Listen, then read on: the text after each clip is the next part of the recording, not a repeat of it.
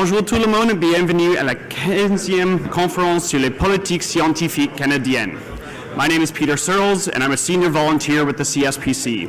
As always, a reminder to please use the hashtag CSPC2023 on social media. And it is my pleasure to introduce this panel by the Canadian Research Coordinating Committee and your moderator, Melissa Guillemette.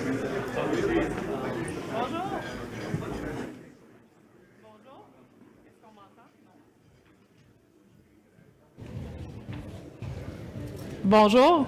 Oui. Bonjour tout le monde. Good morning, everyone. Bienvenue à ce panel organisé par le Comité de coordination de la recherche au Canada qui fête ses 5 ans. Je voudrais remercier la Conférence sur les politiques scientifiques canadiennes d'accueillir le panel qui, je l'espère, je le sais, sera très, très riche. C'est une occasion en or ce matin d'entrer en contact avec vous tous et toutes. Donc, je suis très heureuse d'être là. This session, arranged by the Canada Research Coordinating Committee, will be conducted in both English and French, so please feel free to utilize simultaneous translation services if necessary. Je m'appelle Melissa Guillemette, je reconnais quelques visages dans la salle. Je suis rédactrice en chef du magazine Québec Science qui est basé à Montréal. Je vais être l'animatrice de ce panel. C'est vraiment un plaisir pour moi d'être là et de pouvoir assister aux échanges qui ont pour but de pousser la recherche canadienne toujours plus loin. Mais avant de commencer, j'aimerais prendre le temps de reconnaître que nous sommes en ce moment à Ottawa sur le territoire traditionnel non cédé des peuples algonquins Anishinaabe. And while we meet today in Ottawa, we acknowledge the ancestral and unceded territory of all First Nation, Inuit, and Métis peoples and their ancestral rights from coast to coast to coast. We have a 1 hour and 30 minutes window to delve into the initial 5 years of the CRCC.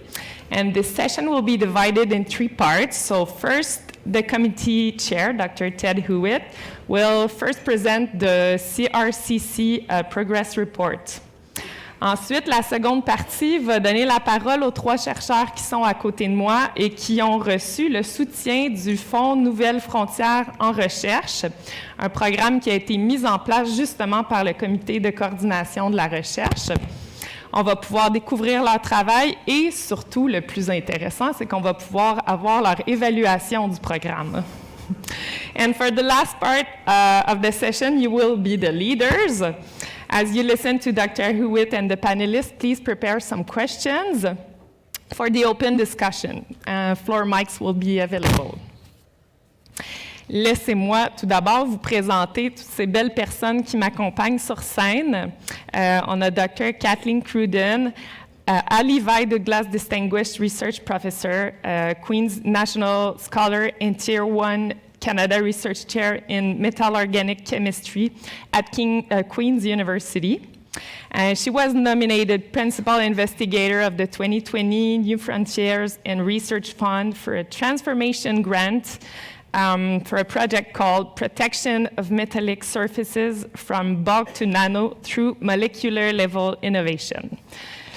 Ensuite, nous avons professeur Bénédicte Amilon, qui est professeure adjointe au département de neurosciences de la Faculté de médecine de l'Université de Montréal et chercheuse principale pour une bourse exploration du Fonds Nouvelles Frontières en recherche.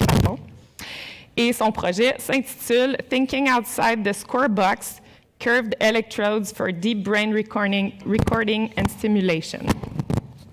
Enfin, Montréal est très bien représenté ce matin parce qu'on a un autre chercheur de Montréal, Jason Edward Lewis, University Research Chair in Computational Media and the Indigenous Future Imaginary at Concordia University. And he was nominated Principal Investigator on the 2022 Transformation Grant called Abundant Intelligences, Expanding Artificial Intelligence Through Indigenous Knowledge System. And at the very end, il y a Ted Hewitt, qui est le chair du Canada Research Coordinating Committee. And he is also the president of the Social Sciences and Humanities Research Council. Donc, bon panel à tous et à toutes. Et sans plus tarder, j'invite justement Caddy Witt à venir présenter son bilan du travail accompli ces 5 dernières années. Okay, merci, Melissa. Chers collègues, good morning, everybody. Great session this morning at 7:30. Really appreciate hearing different views. I think really appropriate now. We're going to transition into a session where we're going to hear from researchers who are doing work in a multidisciplinary space across a broad spectrum of approaches and can tell you a bit about how their work has been facilitated through New Frontiers. In fact, I thought, I maybe might get Paul Wells to deliver these remarks. Maybe the second Paul Wells, because he talked so eloquently about how we've been able to transform the research landscape over the past few years, and now we have these folks here to tell us exactly how they're able to do their work and what they're managing to achieve. So, j'ai hâte à la discussion avec nos panélistes, mais avant de les entendre, je voudrais partager avec vous quelques initiatives importantes que les organisations membres du Comité de coordination de la recherche au Canada ont réalisées ensemble dans les 5 dernières années. Créé fin 2017, le comité contribue à la réalisation des priorités de recherche du gouvernement fédéral. Il coordonne aussi les politiques et les programmes des organismes de financement de la recherche du Canada et de la Fondation canadienne pour l'innovation. Our members include the presidents of the Canadian Institutes of Health Research, the Natural Sciences and Engineering Research Council, and I saw Dr. Adam here somewhere, if he wants to throw up his hand. There he is.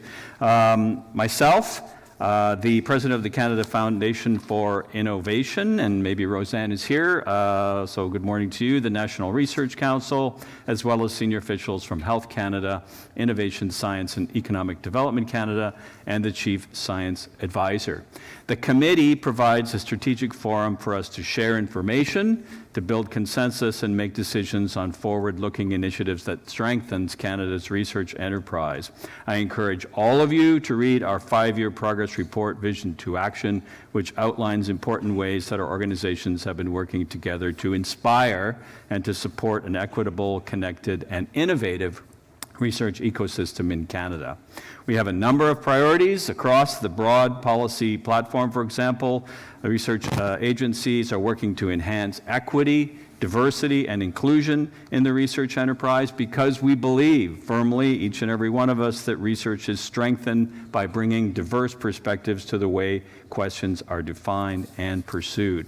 And to increase fair access to funding, we've taken steps to identify and mitigate systemic barriers in the research system, revising procedures, providing training, and publishing equity, diversity, and inclusion guides. Secondly, to better recognize the unique needs of early career researchers, we've implemented new policies and practices to support them.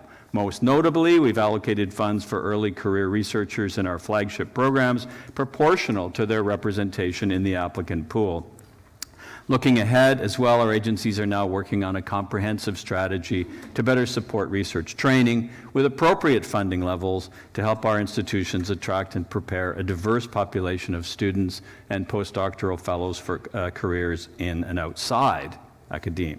We've also established a common foundation to strengthen Indigenous research by co-developing a strategic plan, strengthening Indigenous research capacity in partnership with our Indigenous communities, first of all, and also by establishing an Indigenous leadership circle in research to oversee its implementation with us. And finally, we've developed and are overseeing a novel, game-changing $130 million funding program, the New Frontiers and Research Fund, responding directly to community demand for multidisciplinary programming that focuses on high-risk, high-reward, rapid response international research. A key tenet of all this work has been the steadfast commitment to directly engage with researchers, institutions, and communities, many of whom are represented here today and participated actively in our cross-country consultations, national dialogues, and ministerial roundtables. And that commitment has continued with the creation of advisory boards, expert panels, cross-sector meetings with key partners, rights holders, and community leaders. The value of the CRCC Forum and its operational mandate was very much underscored during the COVID-19 pandemic. The committee served as a key forum for sharing information and advice among member organizations, federal agencies, and international partners. CRCC members mobilized to advance rapid response research on the virus and develop tools to combat it. The CRCC also encouraged fast-track communication between government and academia through the CanCOVID platform. In addition, the committee oversaw the Canada Research Continuity Emergency Fund. It was established to help sustain the research enterprise at Canadian universities and affiliated health research institutions, providing $416 million in temporary wage support for 32,000 research personnel, sustaining 22,000 projects during that very difficult period. La pandémie a aussi mis en évidence l'importance d'entretenir des relations mondiales solides pour faciliter une coopération forte et opportune sur les questions urgentes. Je suis très fier des efforts déployés par le comité pour aider à élargir les relations avec les organismes internationaux de financement de la recherche. Nous avons adopté un cadre international commun et, depuis 2020, nous avons rencontré les dirigeants et dirigeantes des organismes de la France, de l'Allemagne, de l'Afrique du Sud, du Royaume-Uni et des États-Unis. Et ces réunions jettent les bases d'une coopération par l'entremise du Fonds Nouvelles Frontières en Recherche et d'autres initiatives de programmes et de politiques collectives ou spécifiques aux organismes. Nothing better exemplifies, in my view, our forward-looking focus than the New Frontiers in Research Fund, or NFREF, as we call it, a program that has achieved international recognition for driving unprecedented international, interdisciplinary, high-risk and high-reward research. This game-changing program also brings many CRCC initiatives together, demonstrating the benefits of incorporating EDI, ECR, Indigenous, and international considerations in a single program. In addition, it gives us a platform to experiment with innovations in program design and delivery, such as the use of biosketches as opposed to CVs in project assessment, funding guarantees for early career researchers, which I mentioned earlier, the use of funding lotteries, and other innovations. The work of NFREF is undertaken through 3 streams, as you may know, and occasional special calls. The exploration stream focuses on high-risk, high-reward, significantly interdisciplinary research. It supports teams with the capacity to explore something very new, something that might fail but has the potential for significant impact.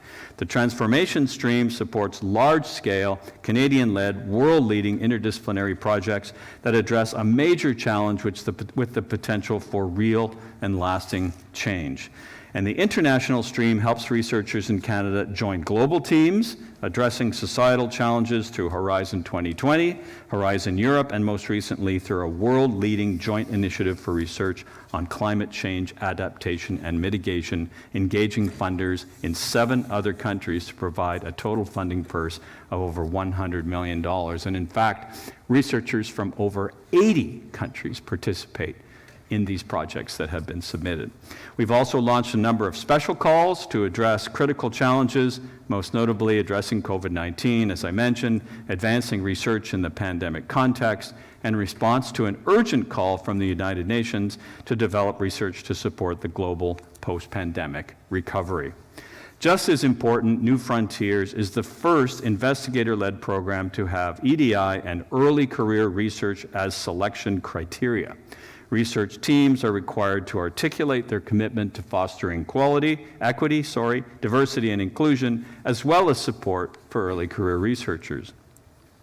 The range and scope of the projects that we've funded to this point is equally impressive. I would encourage all of you to peruse the online list of more than 800 Canadian-led projects funded through multiple calls by NFREF since 2018. And today, in conversation with our panel, you're going to get a small sample of the innovative, out-of-the-box, high-risk, high-reward research facilitated by this unique CRCC initiative. Il est indéniable que nos organisations ont beaucoup de travail à faire sur de multiples fronts. Cependant, fort d'une expérience éprouvée et de bases solides, mes collègues et moi avons déjà commencé à anticiper les nouveaux enjeux et les nouvelles occasions pour la recherche canadienne. Comme nous l'avons fait lors de la création du comité, Nous solliciterons les points de vue des chercheurs, des établissements et des collectivités au Canada et à l'étranger. Nous accueillerons avec plaisir le conseil avec l'or que nous continuons à construire une entreprise de recherche équitable, connectée et innovante au Canada. I look forward to the panel discussion and the chance to hear from everyone in the room today. We are here to listen, to hear not only your thoughts on the progress that we've made to date, but also your views on the challenges and the opportunities that lie ahead. Thank you very much. Madame.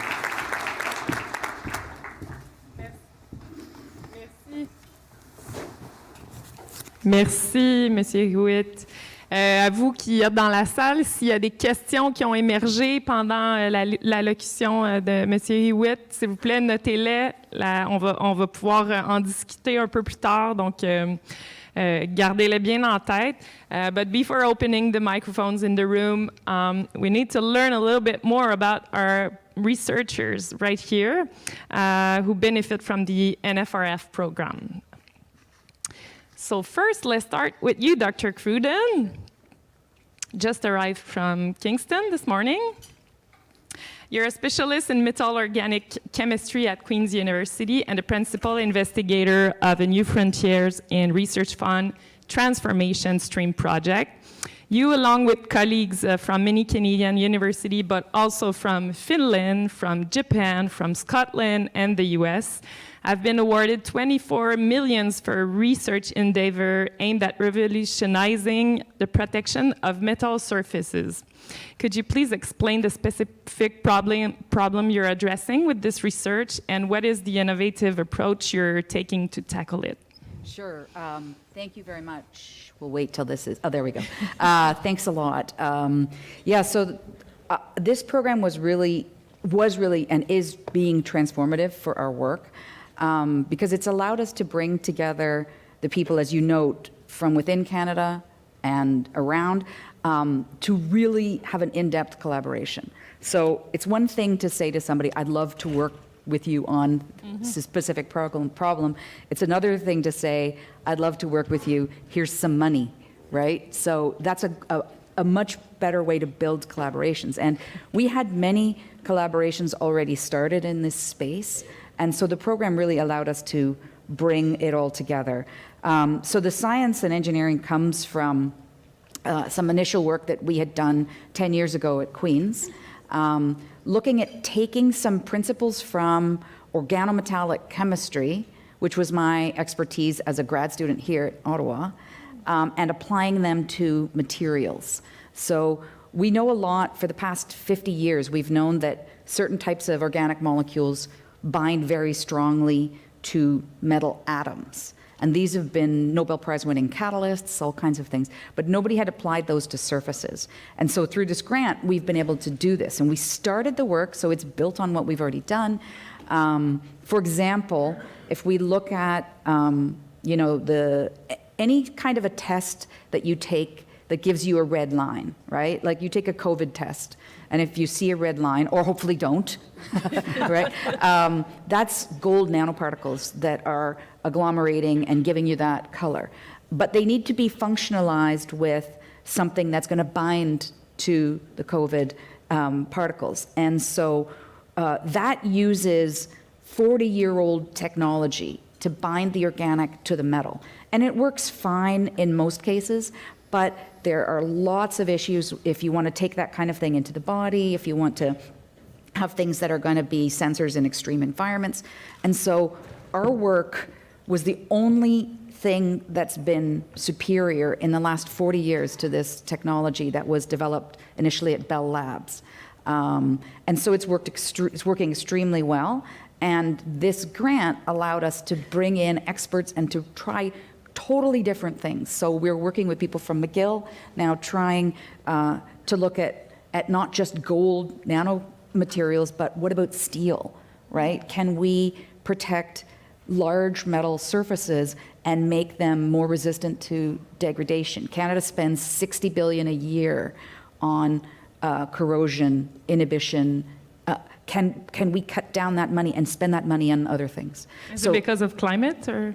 It's because of climate, but interestingly, we all think of metals as being really strong, right? You have a steel pipe or whatever. But think about the process. So we take iron ore out of the ground and we smelt it. And that's a really energy intensive process. Why? Because the iron is more stable as ore. It's not more stable as steel. So then you put all this energy in, you put these things back in the environment, and they're going to go right back, they're going to rust. So you have to prevent that. And the way we do it is we put lots of coatings on it. But fundamentally, you have an organic coating and a metal surface. And what we're trying to do is make these more compatible so the coatings last longer. But we're also going into the body, looking at nanomaterials, and we're looking at semiconductor space.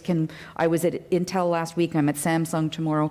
Can we change the way semiconductors are manufactured? So there's all these three macro, micro, nano sort of scale lengths that the program is allowing us to explore. Okay, and why was it a transformation stream, and why did you decide to apply in the first place? Because I really believe what was said in the last panel about we need these large programs. So I've worked in Japan for many years. I have a lab there as well. I've had that since 10 years ago. And the Japanese, the Koreans really understand about the intensity of investment that's needed, right? You can give everybody small amounts of money, and you do need seed funding, but you need targeted funding like this NFRF is giving. You need to be able to say, as I've said to a collaborator, here's $250,000, let's go all in at this. Otherwise, we're going to get left behind. And I would also say that I think this is a Canadian problem. So we like to talk about how great we are, and I'm a very proud Canadian, but Canada is second last in the G8 for funding of research, second last, and we are on a downward trajectory. So these kind of programs are essential, and I would say that this grant should be doubled, not mine, but the program. I mean, we need these programs desperately. And I can talk about, I'll let other people have a word, but I do think that this is a phenomenal program. We'll get back to you. Professeur Amilon, vous êtes neuroscientifique à l'Université de Montréal. Vous vous intéressez au cerveau et aux émotions, dont l'anxiété, un sujet d'actualité depuis longtemps. Mais les électrodes que vous utilisez avec vos modèles animaux sont pas adaptées, celles qui sont disponibles là, sur le marché. Donc, vous faites équipe avec des collègues de Polytechnique Montréal, du Centre hospitalier universitaire Sainte-Justine pour enfants, pour créer de nouvelles électrodes, un projet qui vous a valu un financement du volet exploration du Fonds Nouvelles Frontières en recherche. Pouvez-vous nous expliquer quel est le problème avec les électrodes régulières?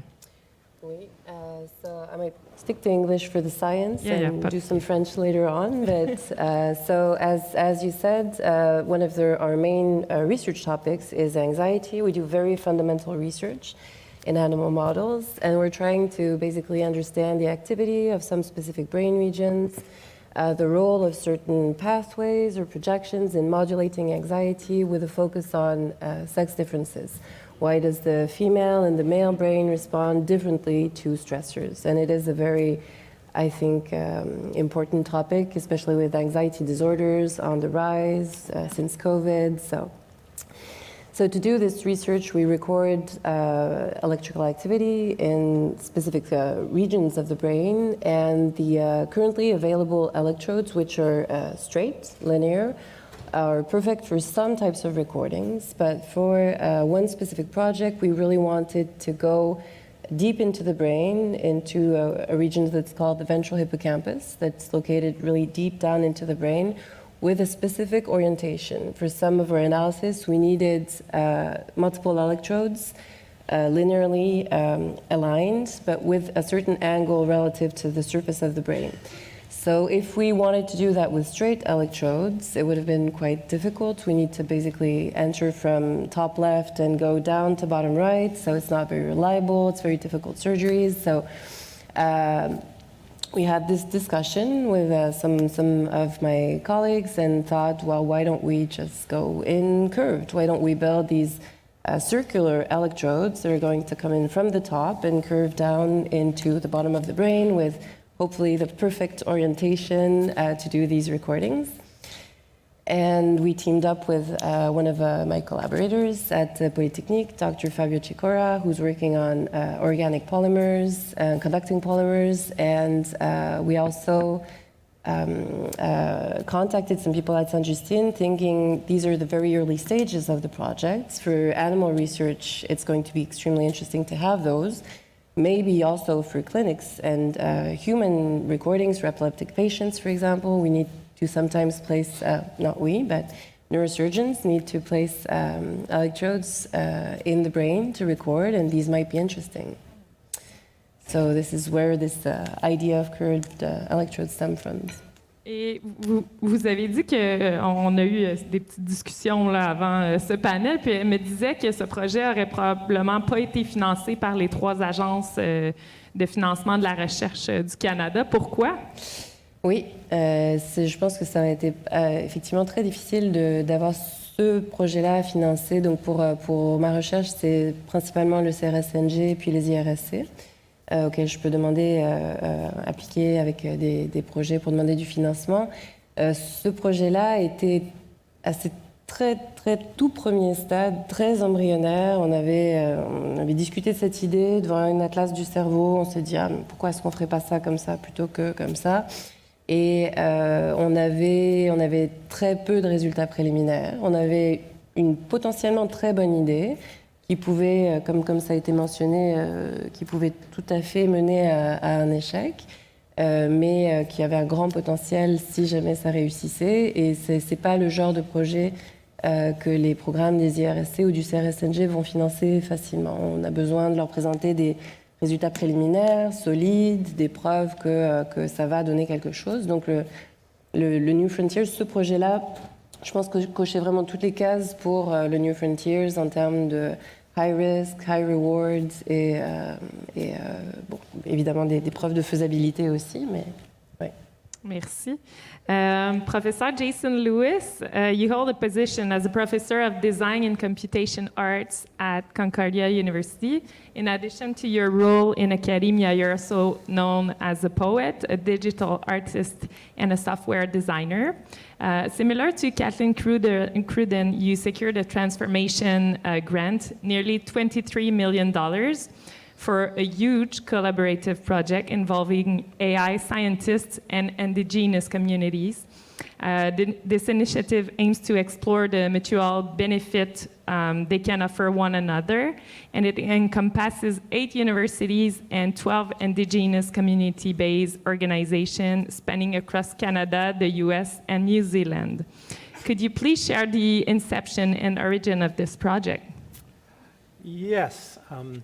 So there I am. So there's sort of 2 stories. There's kind of a broad context story, and then the sort of like kind of the more kind of day by day. So the bigger story is that since about 2005, I've been part of a research network called Aboriginal Territories in Cyberspace, or ABITEC, which has been looking at how Indigenous communities have been using digital networked and computational technologies. And we've done a number of initiatives within ABTEC, but it's all been aimed at thinking through how can we take these technologies that come from a very particular sort of Western way of looking at the world and working with the world, and make them sort of useful to us in terms of representing ourselves, telling our stories, and sort of operating in the world in the way that we want to operate in the world.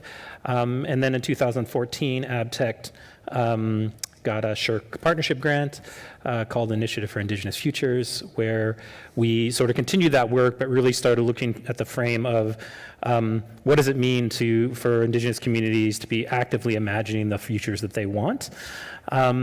And then, in a way, this project that we're doing now kind of really brings those 2 sort of kind of long-term projects together.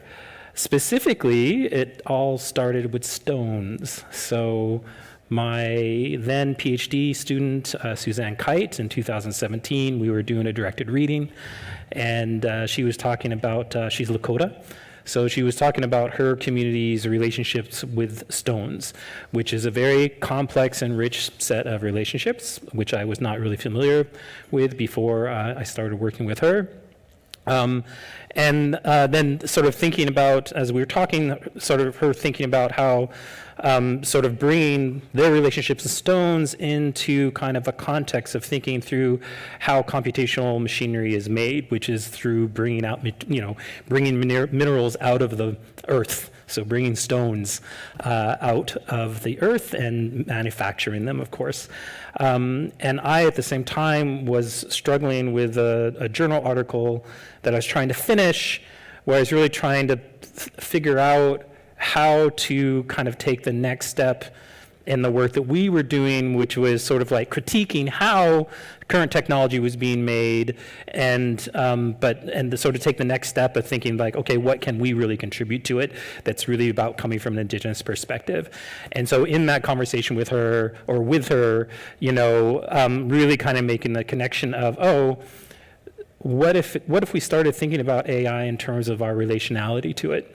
So as opposed to thinking about it as purely a tool that we're manufacturing and we're going to use in these sort of specific ways, how do we think about it as a relation in the same way that her people think about being in relationships to stones, that my community thinks about being in a relationship to, say, starfish, that other Indigenous communities think about being in a relationship to the various non-human entities around them.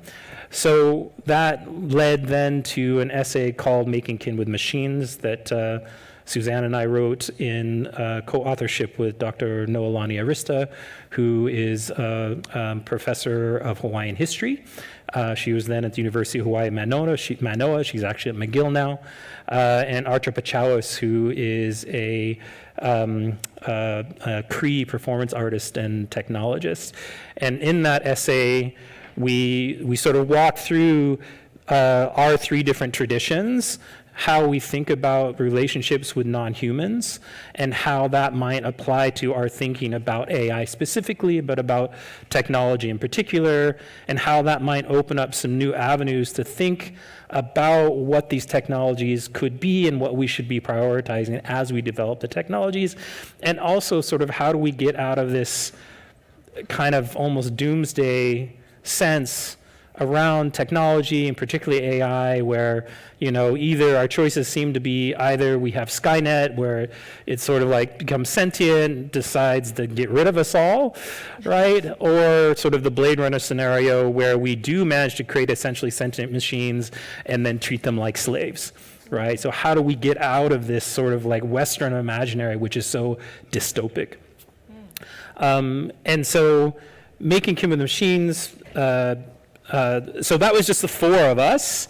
We're all nerds in certain ways, and we wrote it, we really believed it, but we were also like, we might be real weirdos here, right? This may not be something that actually other people in our communities, think is a relevant way to look at things. And so out of that, we working with another couple of people, Angie Abdullah, who is an Australian Aboriginal designer, and Dr. O.E.V. Parker Jones, who is a Hawaiian neuroscientist who works at Oxford. We proposed to CFAR, actually, what became the Indigenous Protocol and AI workshops in 2019. Making Kin with Machines was published in 2018. This was in 2019. And that was our sort of reality check. So we brought 30 Indigenous folks from North America, Pacific, Australia, and New Zealand together, along with 5 non-Indigenous folks. And hugely multidisciplinary, from people working, essentially like hula teachers to AI scientists, and had this 3-day conversation where we basically like, look, is this interesting? Are we crazy? Is this something that we should be spending our time in within our communities? And the response was really super positive. And it turns out that lots of other people have been thinking either around this or adjacent to it or something like this. Sorry, this thing is falling off my ear now. And it proved very fruitful. We produced a 200-page position paper out of that experience, and both Making Kin with Machines and the position paper were very unexpectedly popular. They got taken up both within the communities, across a bunch of different disciplines, within the AI research space.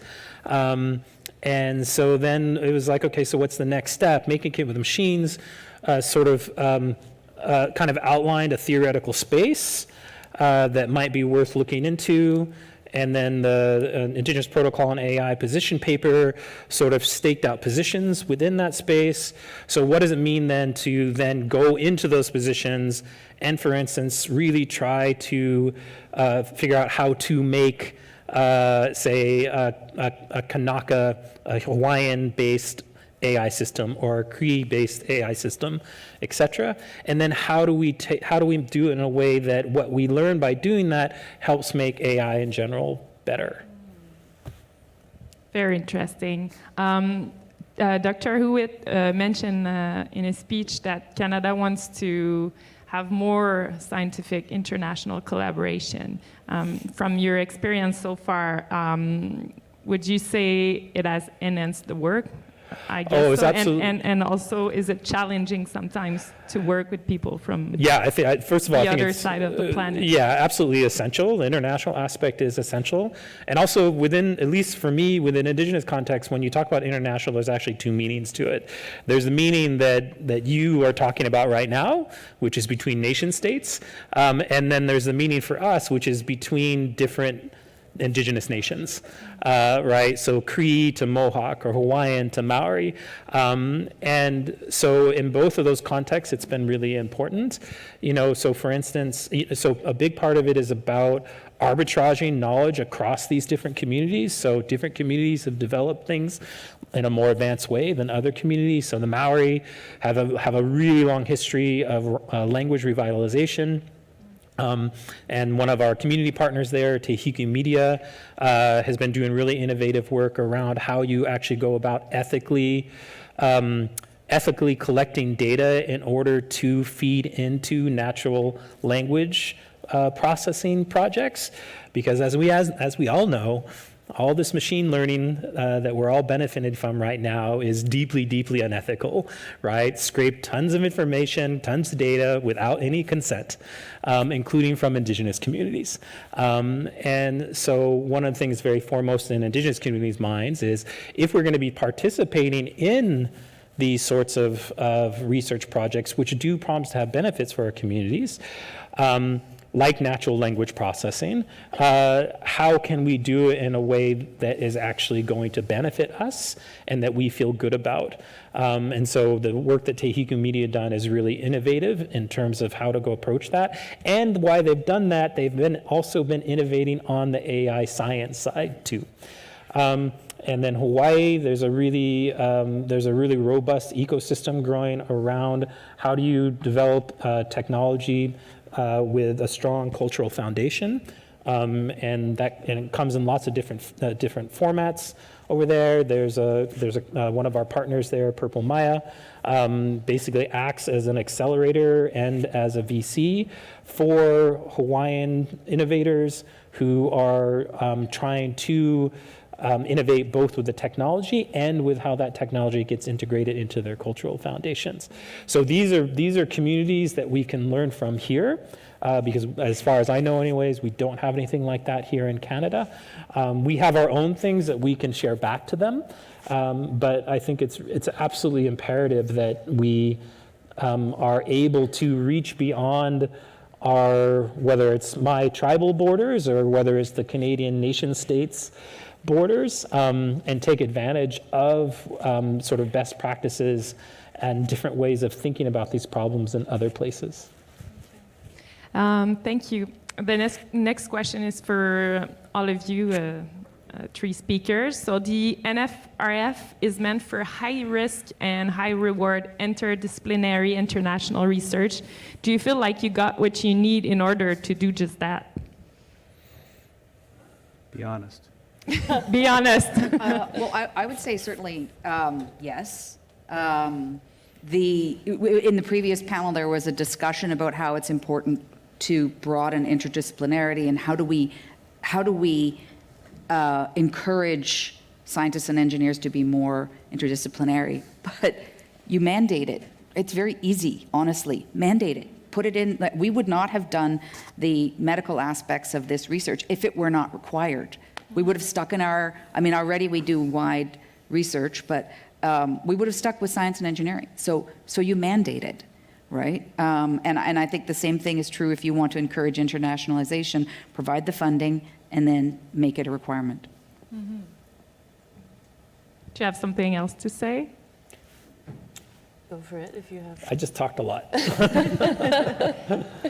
Sure, I think this program does hit on one particular niche that needs to be expanded and pushed forward to help this, as just said, help establish these collaborations and push people outside of their comfort zone, reach out to other researchers. So yes, in that sense, I think this program does do a good job at forcing us to interact with other scientists that are not exactly in our fields. Yeah. Yeah, I'll add that when we started, we were writing this during the pandemic, right? While homeschooling, which was super fun.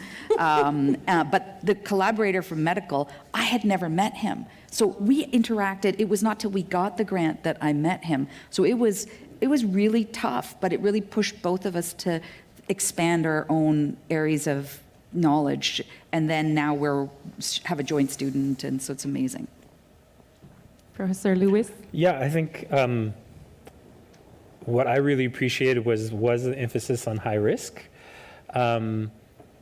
because I think what we propose is extremely risky, right? Like, I think it's a really different way of approaching some of the problems that we have in AI, and there are lots of challenges to sort of operationalizing sort of the project that we do. And I love the fact that I actually can't remember where this was. It might have been one of my colleagues at Concordia who had been on the previous jury that was advising me, or maybe it was actually in the paperwork, but basically he said, look, you need to talk about how, actually no, it's in the grant itself, how you need to talk about how this might fail, right? And I think that's really important in order to make you be honest about whether what you're doing is high risk or not.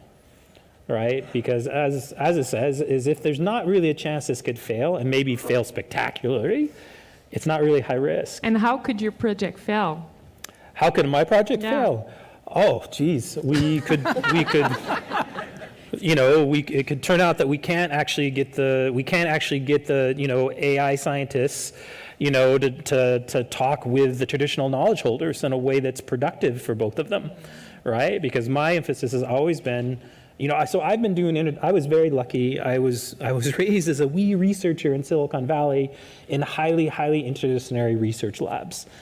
So we had physicists and artists, and we had engineers and humanities people all the time. Now that I spent my first 12 years in that context in industry, and when I got to the academy, I was shocked at how siloed it is, right? And how much work we have to put in to get people to work across disciplines.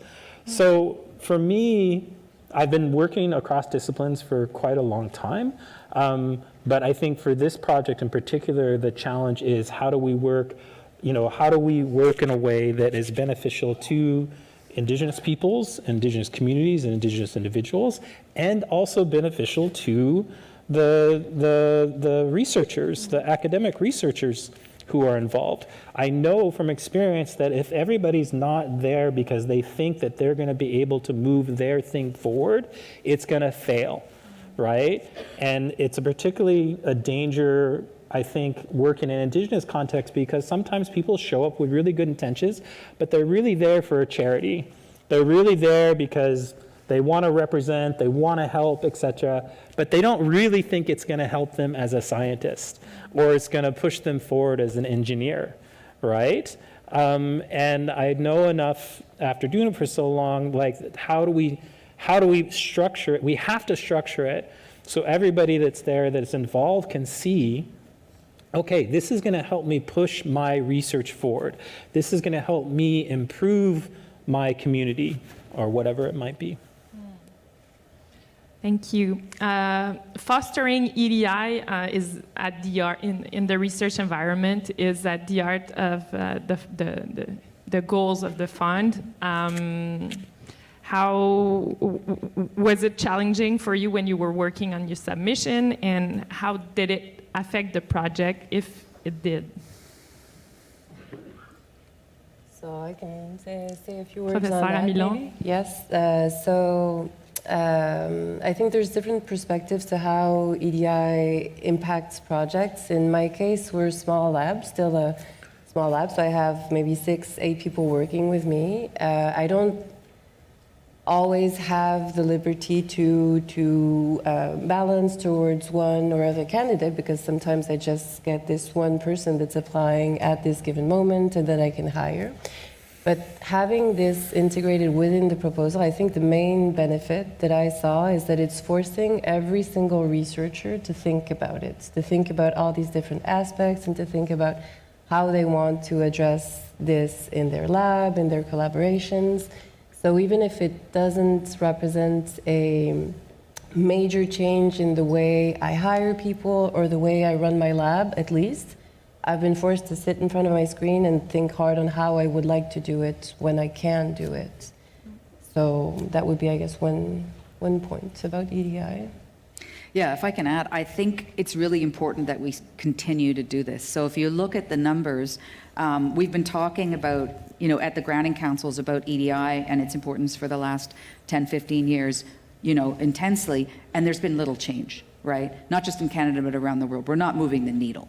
So we have to start requiring researchers who are getting federal money to do the right thing in terms of how they're planning, how they're hiring, we have to do it. So I think it's a great thing. And I also learned a lot. When I first looked at the amount, the space that we were supposed to fill, I was like, how am I going to do that? But near the end, I was cutting, right? And I learned a lot, and it's changed how I do things in my group. So I think it's super valuable. We're researchers.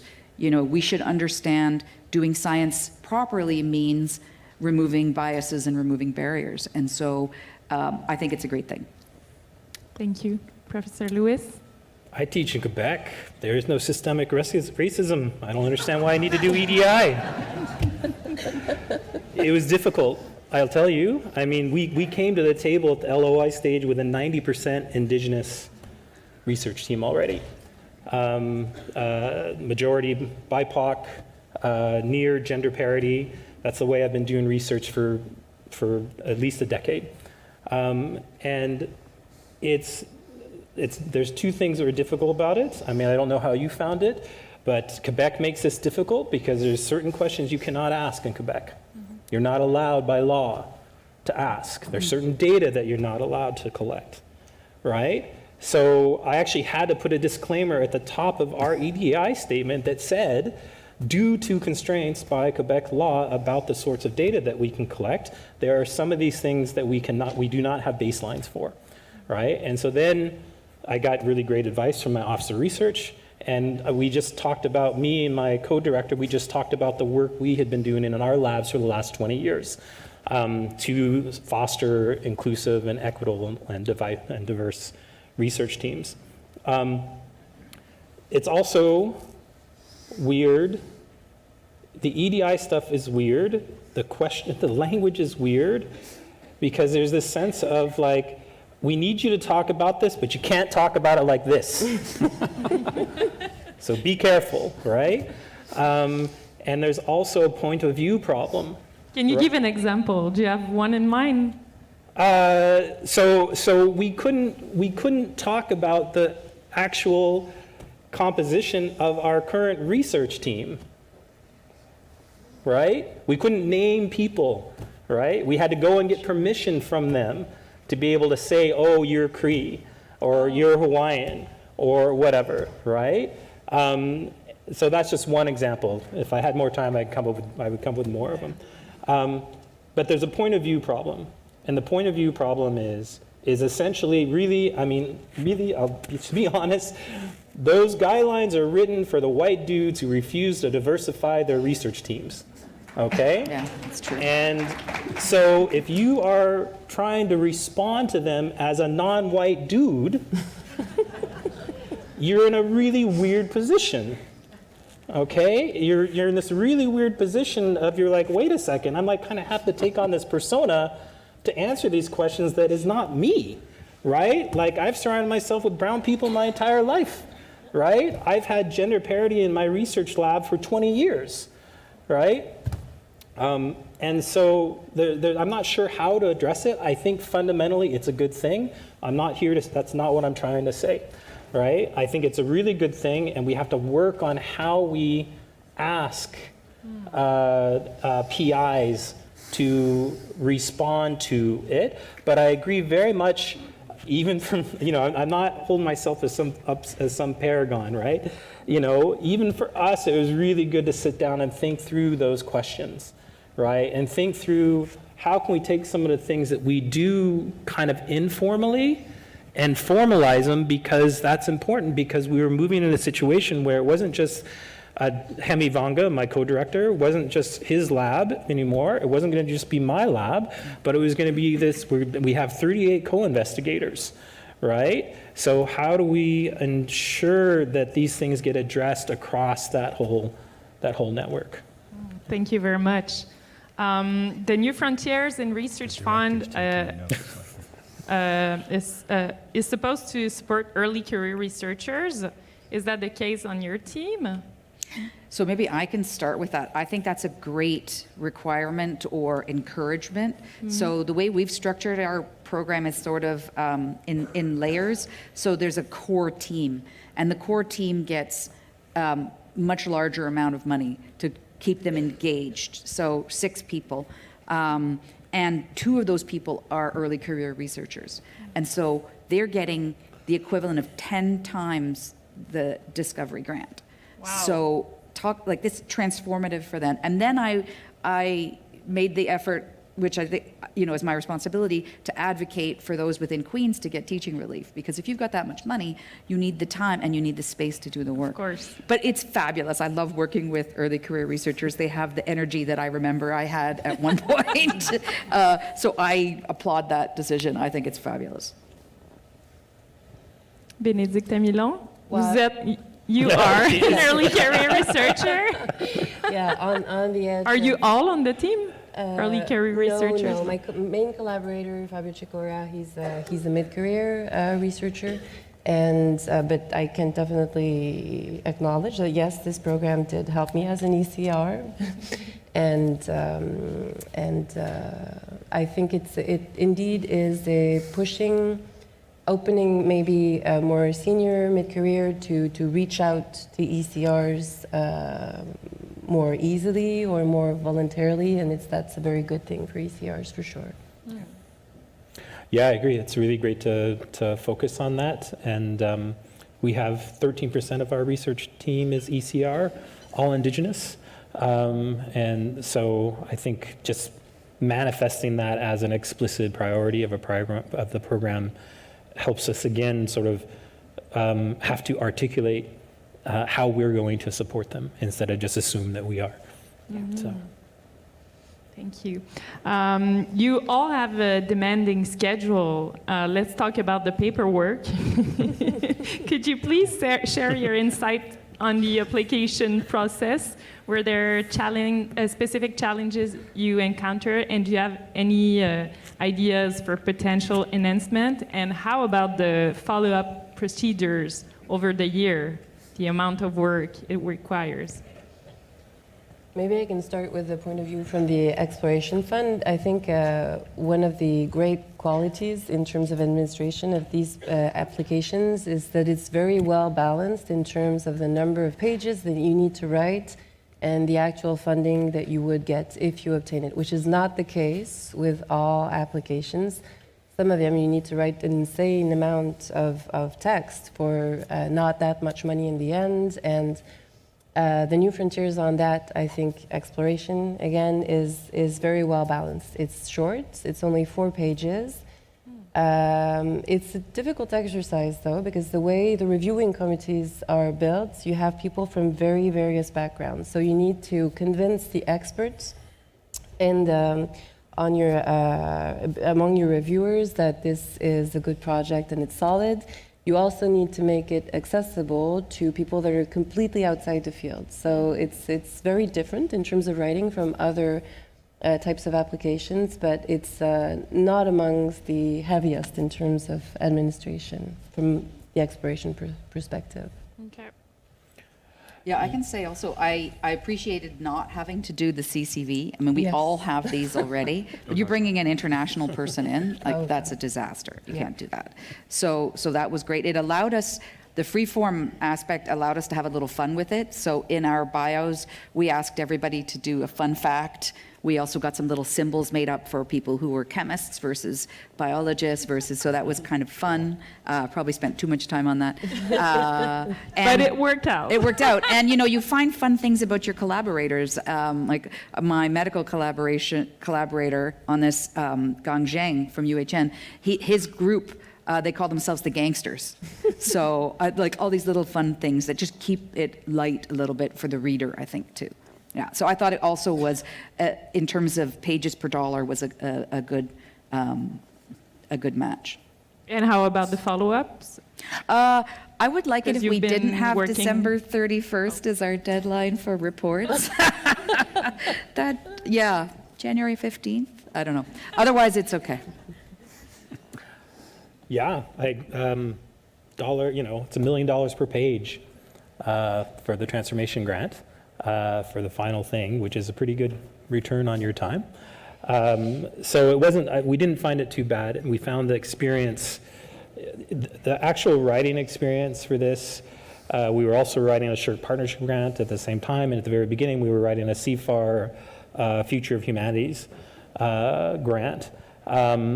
Was just a phenomenal experience, bringing everybody together. Every month we had a co-writing session together where we were all working together in Google Docs. We were all on Zoom together and then in Google Docs together, getting to know each other, finding out more about each other's particular expertise, trying to figure out how to kind of bring this thing into coherence. And this might not sound true, but when we submitted the NFRF, I was talking with the team, and I said, look, you realize we all just need to remember that in the very first round, the yield was 2%, right? Like, and when you're getting down to yields like that, there's just a certain amount of luck that's involved.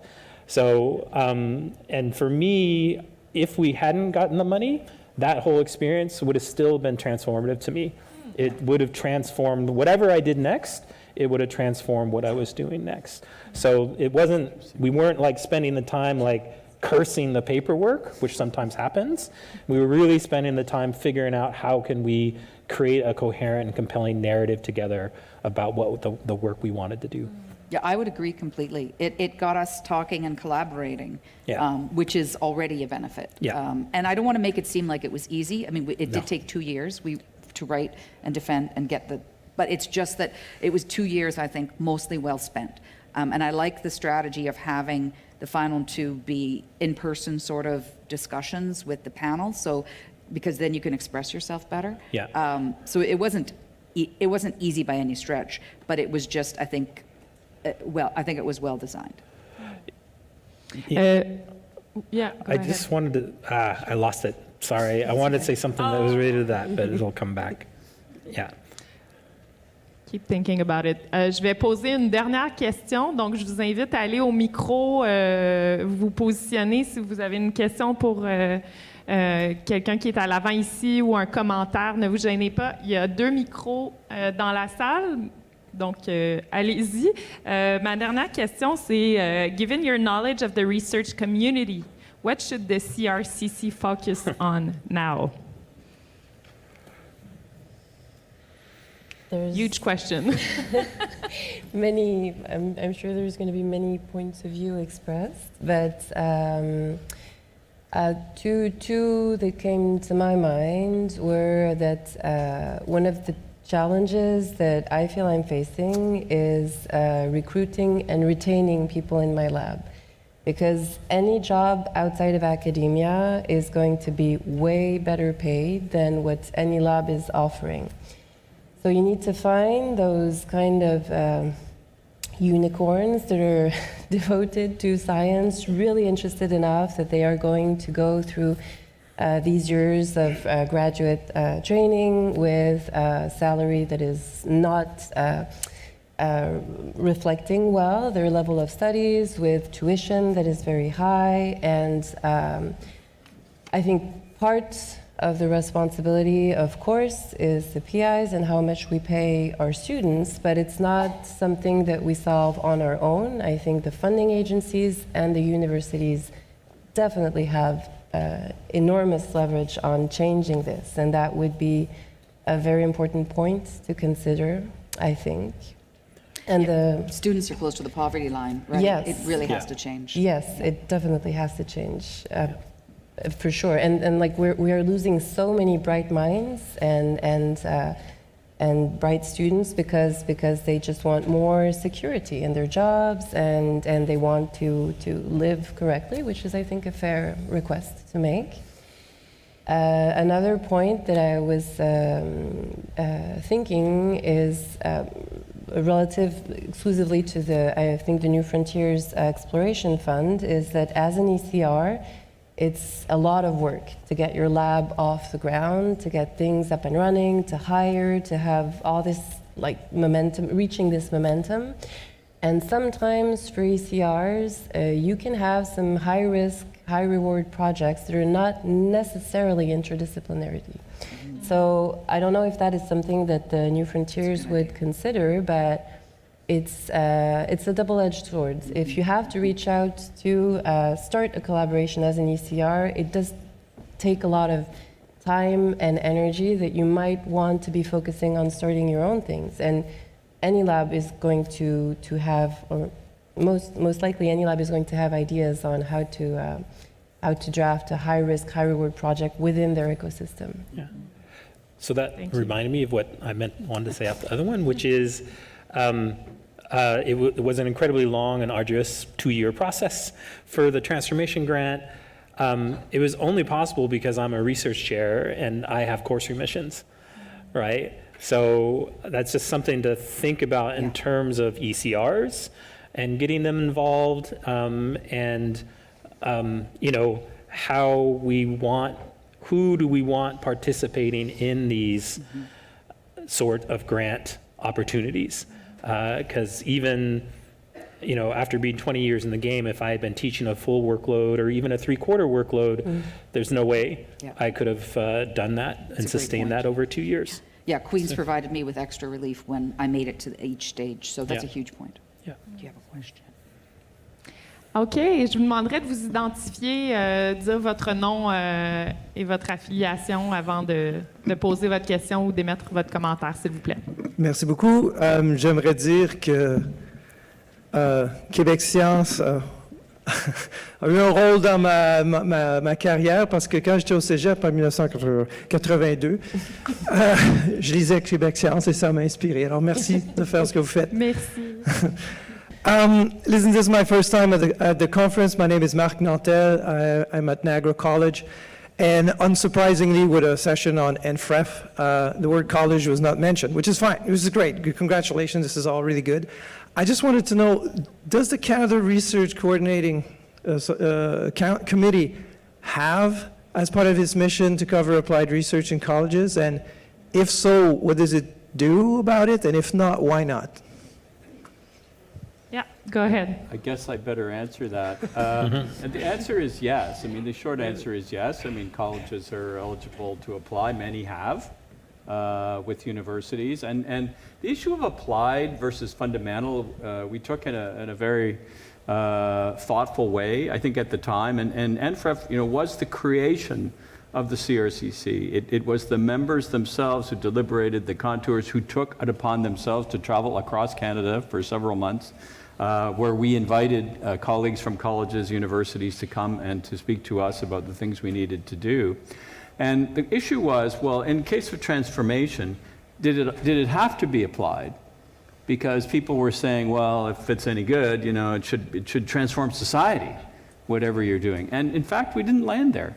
That's important, and a lot of projects have that transformative element, but we also said sometimes things can be transformative to their own discipline or to the way you think about attacking a problem. So we've been actually quite agnostic about that. So you can be very applied, absolutely, and many projects are, and colleagues can talk about how applied they feel their projects are, or it can be very fundamental in the sense of attacking the way a discipline undertakes its work. But beyond the NFREF, is the CRCC, does that have colleges in its mandate? All of the federal funding councils, to my knowledge, have representation from colleges, or certainly are open to having representation from colleges. That's always discussed in terms of the eligibility. It does not, the CRCC itself does not have representation, but as that evolves, and whatever CRCC becomes in the coming years, that's absolutely something we have to think about. Thank you. Especially when you're from Niagara College and the amazing work that you're doing down there. Thanks so much. I'll give you my card. The mic there, please identify yourself. Good morning, Fouad El-Ghani, Queen's University. So I just wanted to start by thanking you for the creation of the NFRF Transformation Program. It's been a phenomenal program. In working with Kathy at Queen's, we really see the impact that it can have, and the high risk, high reward is phenomenal. My question is to Dr. Hewitt, specifically in terms of the work of the CRCC, and when the inception of the CRCC, or at the inception of the CRCC, there was talk about integration across the granting agencies. And we've heard from the NSF this morning around some of the great work that they're able to do across the sciences in the US. So I'm wondering if you can address what efforts have been taken so far towards that, or steps towards that, or even conversations that we can hear about. Well, why don't you just, throw a lobber at me? That would be better. I mean, if people have questions for the researchers, that would be good. People, we've always been talking about, integration and pushing the councils together, and we have examples globally where that works that way. It's Canada. We like to find Canadian solutions that sort of meet our diversity and our regional geography and our two languages, and we've come up with this model.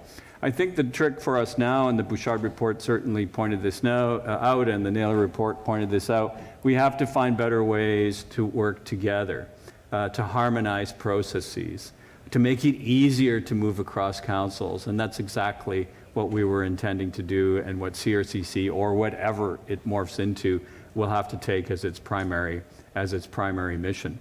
Whether or not, the one council solution is the way we go will likely be up, I would say, to the Government of Canada, and certainly well beyond my mandate, as short as it may be. But I think we'll always need to keep talking about that and what works best for you, what works best for researchers. We don't do this for ourselves. À vous. Bonjour, Dominique Roche du Conseil de recherche en sciences humaines. Donc, I'm going to leave Ted alone because I want to keep my job. I'll ask a question to the researchers. Well, thank you, first of all, to the panel for a really insightful discussion and for the great questions also from the moderator. There's one topic I think that was overlooked in this conversation, and I can't help to bring it up, and that's the topic of open science practices. We've talked about the importance of EDI and talking to that in the applications, ensuring there's inclusivity and that the labs are very diverse. I wanted to hear your thoughts on whether you thought there was enough importance given to reproducibility, transparency, reuse of your research products coming out of these NFREF-funded products. And so not just, I guess, to what you had to do in the applications themselves, but also to some extent whether we heard Dr. Crudden talk about, for example, mandates to get people to move on certain topics. Do you feel like those are important? And do you think that researchers would welcome those?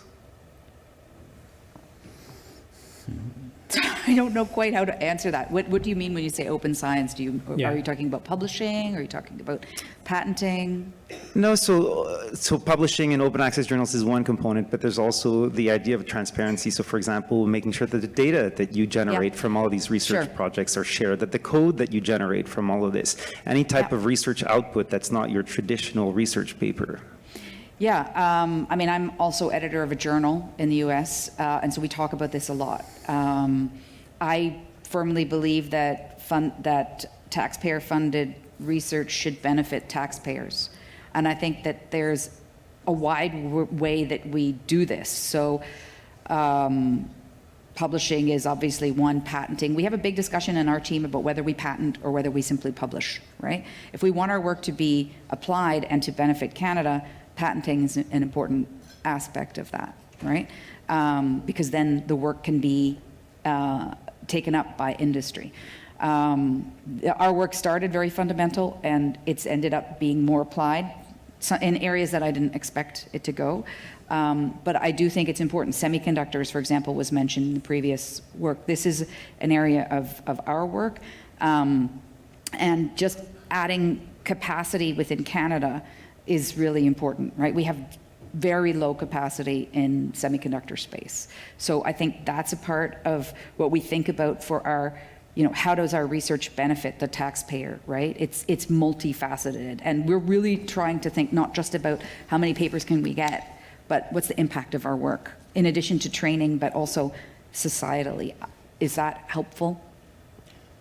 Yeah, sure. To some extent, I'd be curious to hear what the other panelists also have to say. Thank you for your answer. Yeah, it's an excellent question. In neuroscience, I think it's starting to be addressed more and more. A lot of labs are making their data sets available for anyone who wants to go use them. It's not systematic, but it's in the air. It's being discussed a lot. And I think again, I'm talking for my research community mainly, but as neuroscientists, we all know how long and difficult it is to acquire all these recordings from the brain's activity. And we know it's a gold mine of information that can be exploited by other labs, other trainees. So there are some efforts. I think it's not there yet. It probably should be even more open and transparent and available for anyone, but some efforts are going in the right direction. On the, you mentioned, I think, also getting the raw data available for publications. Some journals are requesting that more and more, so that also, I think, is going in the right direction. There is still, I think, the problem of publication and how much it costs to publish and to get this data out there. And I think this is again involving another party, which is the editors and the journals. But there have been some efforts and some more and more open science journals that are existing now. So it's moving again in the right direction, but there's a lot to change on that particular aspect also of publishing. I just want to mention that because it was very striking, but for me. But when I published my first paper, my dad asked, so did you get paid? And I was like, no, Dad, I paid to publish this article. And he was quite surprised that was the way things were going in science. So, yeah, it's a big problem. Yeah. Yeah, I think we're in a very different situation. So part of it is that a core of our team comes from research creation. So I'm an artist. A number of the people involved with the project are artists, designers. So we're people who are used to externalizing the work that we do as a basic sort of avenue of work. It's also, but then it's complicated by the fact that we're working with communities, and as part of the agreement of working with communities is that they have control over their data and how that data gets used, right? They have control over their input and how that gets used. And so one of the big conversations that we had to have during that 2 years was, with the people coming from more traditional academic backgrounds and coming from, kind of a Western science mentality of sort of information wants to be free, sort of educating people on why that has not historically worked to the advantage of Indigenous communities, and that there are data sovereignty issues that are involved that complicate the transparency approach, which as a scholar and as a scientist, I'm really there. I really believe in that, especially with taxpayer-funded research. But then as an Indigenous person and a community member, and having worked with the communities, also recognizing that cannot be our default assumption, that we have to work with them to figure out how we can, productively work together and selectively release some of the things that we find out. And it's one of the things that for me is one of the high risk components. You ask about what can fail, right? This is one of the things that when we were writing the grant, we were like, don't know if they're going to go for this, right? Because we're very explicit in the grant that this is going to be an issue. And that we can't necessarily be like, of course we're going to share everything we find out, because that would be against the interests of the community members. At the end of the day, how it actually falls out, I'm not sure. We're still crafting our data sharing agreements right now, and it's going to change as we go forward. But my default position as a scholar is like, let's make it all available as we can, because that's what I'm used to doing as an artist. So, Thanks very much. Allez-y, merci. Bonjour, Kinagoya, Mamatishi Dajnakas, Bangetko Donishnabem, Andrew Matwabi Jagna Shidanoswin, Makodo Dem, Wikwem Kong Donjaba. My name is Firefly. I speak a little bit in Anishinabemwin. I'm from Wikwem Kong Unceded Territory. So I just had a question about, I guess it's twofold in regards to the validity and affirmation of traditional knowledge in regards into techniques and methods of research projects that are coordinated by whether it be project-led or whether it be by institutions. How are we going to push the mentality or shift the mentality of Western institutions to actually acknowledge, respect, and implement Indigenous techniques and methods of research into the research projects that are being funded by organizations such as yourself? I feel like there's still Indigenous projects that are being led by non-Indigenous peoples based upon their credentials, whether it be PhD or, and why aren't there more Indigenous-led projects being led by Indigenous researchers?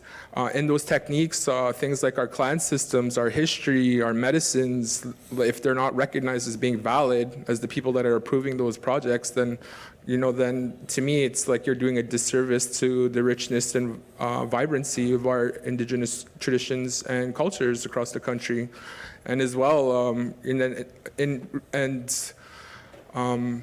then in regards to implementation of Indigenous languages, there's so much concepts that are in Indigenous languages that you can't translate to English, and I feel like that's a missing component as well into approval of these research projects.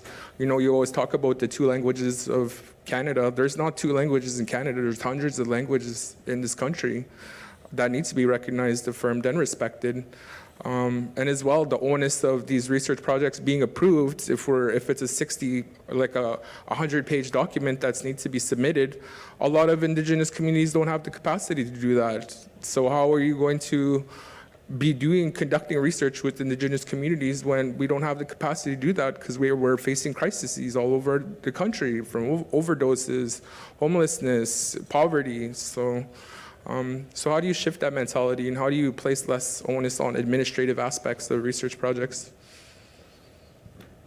So I guess I'll take that first. So there's a great set of questions. It's something that our group, talked about constantly. Like like I said, we're a majority Indigenous research team. The leadership is all Indigenous. These are people who've been conducting research largely with their own communities, but sometimes with other Indigenous communities too, for 20 years individually, number of decades sort of collectively, very aware of the issues of how do we actually bring Indigenous epistemologies and knowledge frameworks into conversation with Western knowledge frameworks in a way that benefits us, right, instead of is exploitative. How do we work with communities when most often the communities the organizations that we're working for are under-resourced and oversubscribed. And yeah, we can't show up, we can't show up with a 100-page document and be like, okay, we need you to read this by next week and decide if you're going to approve this or want to work with us or not. You have really, our benchmark always was, could we go back to the community? And sometimes that meant to a band council or to a tribal government. Sometimes it meant to nonprofit organizations doing work on language revitalization, whatever it might be. Organizations with 2 people, organizations with maybe 30 people. Did I feel comfortable going to an organization in my community and saying, look, we need a little bit of your time? First of all, we already had existing relationships with everybody, right? These weren't fresh, we just sort of parachuted in out of the sky, right? So I had to be comfortable going to the people and the organizations that I wanted to work with in the Hawaiian community in particular and say, look, I think this is worth your time, right? I think it's going to take this much of your time to work with us so that you can help shape it in the direction that's going to be good for you. And I think that the return is going to be this. And we're not going to ask you for money. We're going to bring money, right? We're going to bring money as a result of this, as a result of getting this. And this is how we think the benefit is going to be for the community. When I said there was a longer story about how this started, that longer story is that the core senior researchers on the project, like I said, we're bringing 20, 30 years of professional engagement with Indigenous communities and 40, 50, 60 years, 70 years of experience as being an Indigenous person into figuring out how can we shape this in a way that's going to be of benefit. And this is one of the, for me as the MPI, my biggest fear is that we get to the end of this and the communities look at us and they're like, what was the point of that?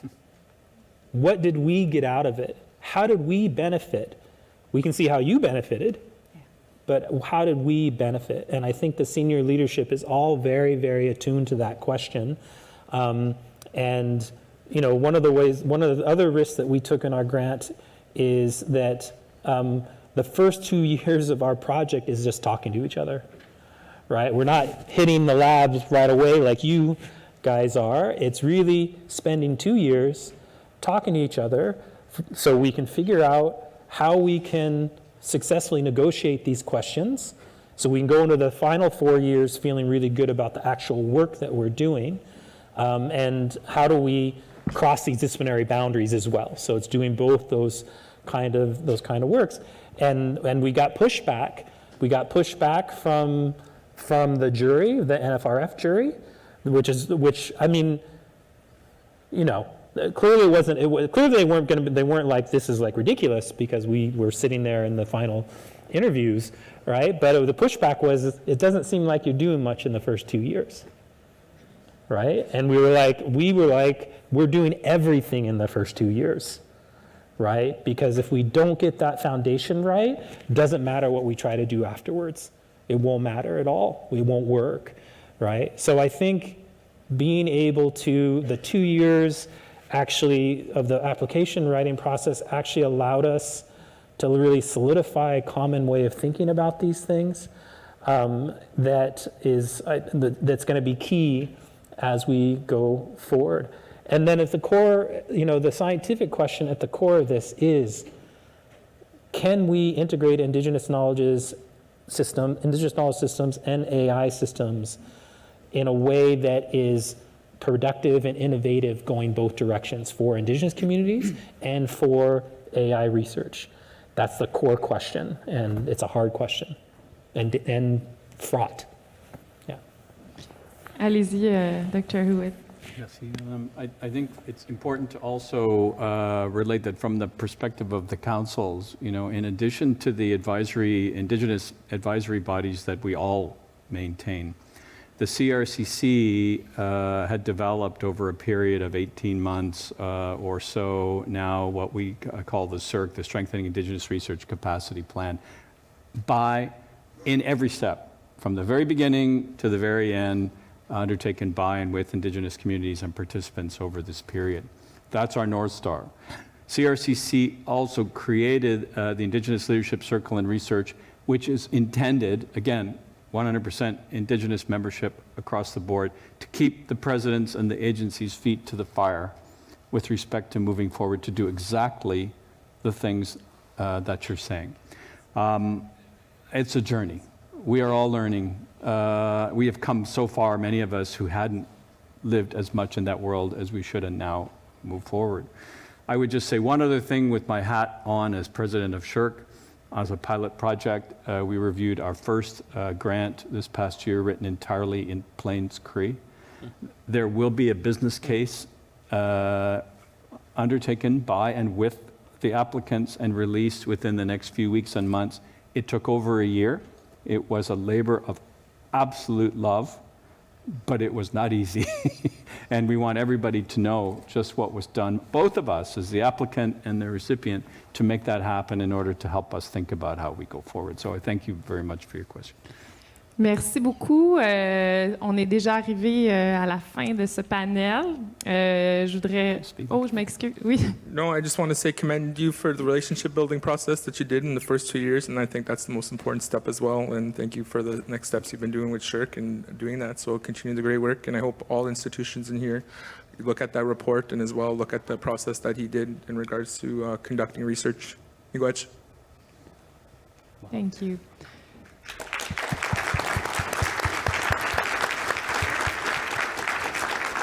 Merci à ceux qui ont posé des questions. Merci aux panélistes. Merci Tattooit d'être là. Merci à la conférence d'avoir accueilli ce panel. Je vous invite à visiter le site web du comité pour pouvoir accéder au rapport Vision to Action. Vous pouvez aussi visiter la page web du Fonds Nouvelles Frontières en recherche pour voir toutes les actualités. Est-ce que vous aviez un dernier mot de la fin, Dr. Hewitt, à prononcer? Non, pas grand-chose. Merci, Melissa. Merci, à l'an prochain. Merci à vous. Merci, collègues.